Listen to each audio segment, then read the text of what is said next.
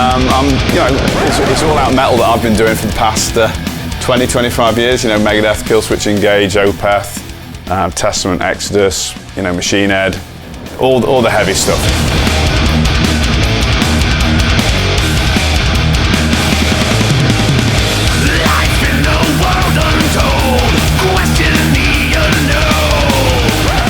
We're sitting here at Andy Sneap studio doing some sound replacing on an Accept song. It's called Mayhem. It's from Accept's newest album, which Andy Sneap mixed. And we're here outside Birmingham in his castle. We just went through Superior.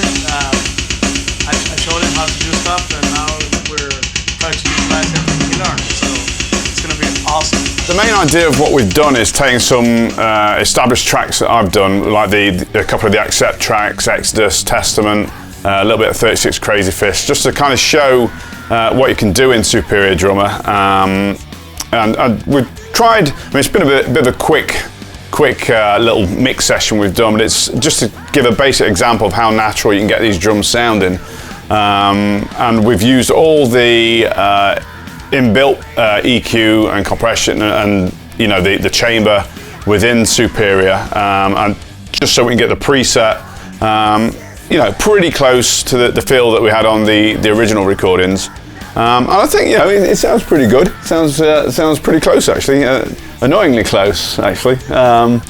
If it saves me a couple of days with a drummer in the future, then everyone wins. So right now we're he's adding one more kick from the same library. So as you know, in Superior you can stack drums on top of each other using the mapping page and dragging sounds on the same MIDI note. Okay. So how do I assign that to the same MIDI note? So go into the mapping. Mapping, yeah. Yeah. You take that right thing there and drag it to this 36, which is the kick.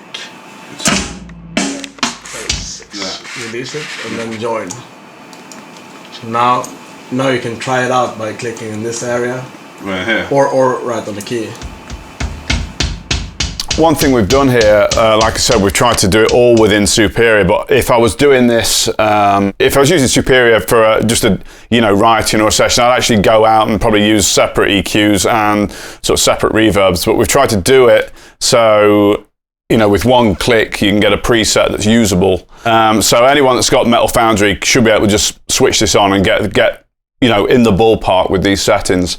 But obviously, if you feel you need a bit more verb or EQ, don't take this as the religious setting to go to. It's just it's sort of a starting point. Yeah, I'm sound replacing some audio that I got from Andy, so he can because we need MIDI in order to make these presets, because we were using Superior, not real drums.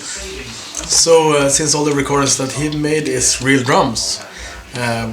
We get these real drum tracks over here, and I just sit down and replace them within Drum Tracker on my laptop here, while Andy's in another room working, mixing Exodus right now. I'm doing this band called 36 Crazy Fists. For me, the main advantage of this is from a songwriting point of view.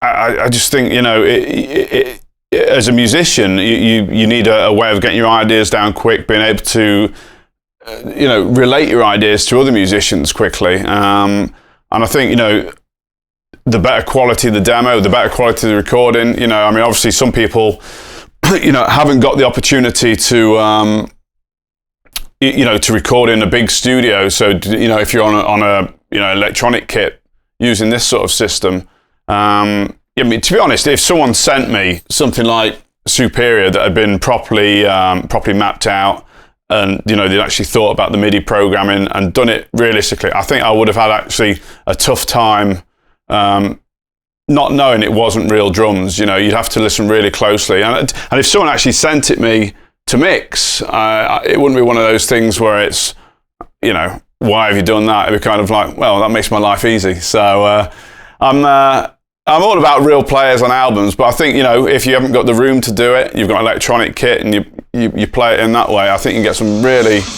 incredible results with it.